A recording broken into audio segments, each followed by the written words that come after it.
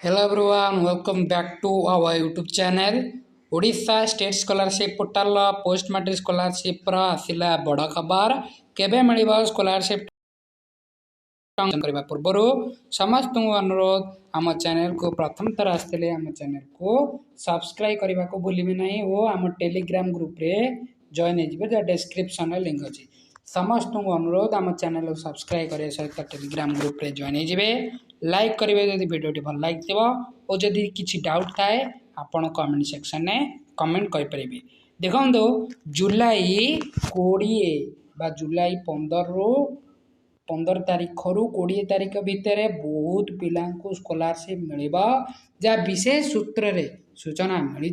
से विषय भिडियोटी आलोचना करने सह जो मानकर sanction by approve authority show करुच्ची बहुत दिन माने जनवरी और फेब्रुआरी मार्च जो मानकर sanction by approved authority show करुच्ची से केबे मिलिबो टंका ए वीडियो आलोचना करबा सह फास्ट पेज जो मानक मिल सारी सेकेंड पेज केबे मिलिबो ए वीडियो आलोचना करबा। वीडियो स्टार्ट करने पूर्व समस्त अनुरोध आम चैनल को सब्सक्राइब करने भूलिए नहीं और ये नोटिफिकेशन पाइबापी नोटिफिकेशन बेल आइकन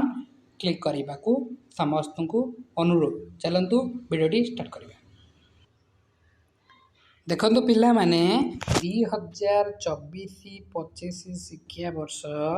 स्टार्ट होगा माने सरीबा को जाउची ए अगस्त मासरे बाय जुलाई अगस्त मासरे किंतु 2025-26 शिक्षा वर्ष पाई जो post matric scholarship starting date होची अक्टोबर मंथ रु बा सेप्टेम्बर अक्टोबर भितर मोर पोस्ट मैट्रिक स्कॉलरशिप 2025-26 शिक्षा वर्ष पाई आरंभ हेबो। देखो पिला माने 2024-25 एपर्यंत सरी नहीं माने जुलाई मंथ अच्छी और अगस्त मंथ अच्छी या भितर बहुत पिला पेमेंट मिल जिवो किंतु जो मानकर आमे मध्य प्रीवियस वीडियो रे आलोचना करथिले जुलाई मंथ रे बहुत पिलांकर स्टेटस चेंज होईछि माने ए जुलाई मंथ रे बहुत पिलांकर स्टेटस चेंज होईछि बा सेमानकर sanction by approve authority show करूछि। देखंतु पिला माने जो माने ओबीसी एससीबीसी कैटेगरी पिला माने सेमाने खूब शीघ्र टंकाटी पाइबे जा फास्ट पेज बा स्टेट शेयर तरफ जुलाई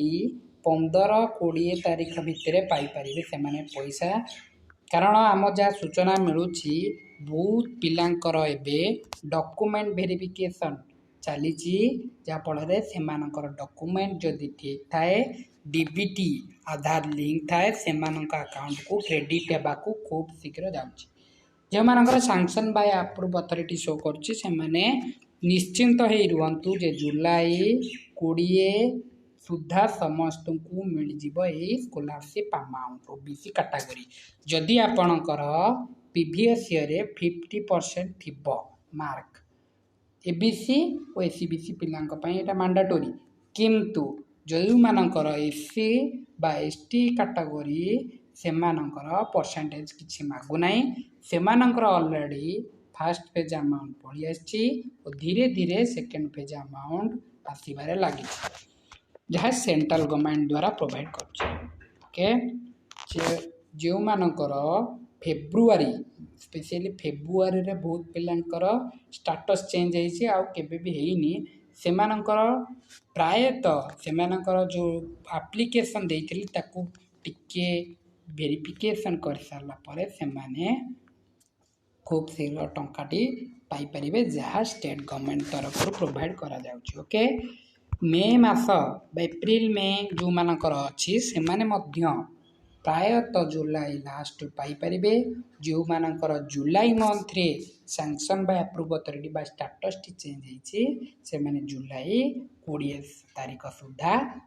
खूब शीघ्र स्कॉलरशिप अमाउंट पाई परिबे। ओके तेणुक आम चैनल सहित जोड़ी होगी रुहतु ये बेले स्कॉलरशिप नोटिफिकेशन पाई परिबे और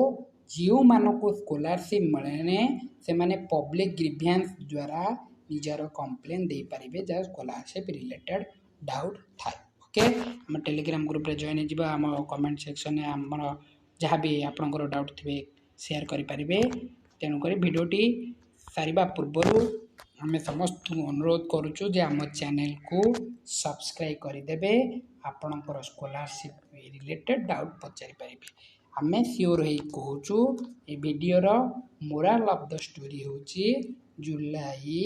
20 तारीख सुधा समस्ते पाइपर ओके धन्यवाद वंदे उत्कल जननी।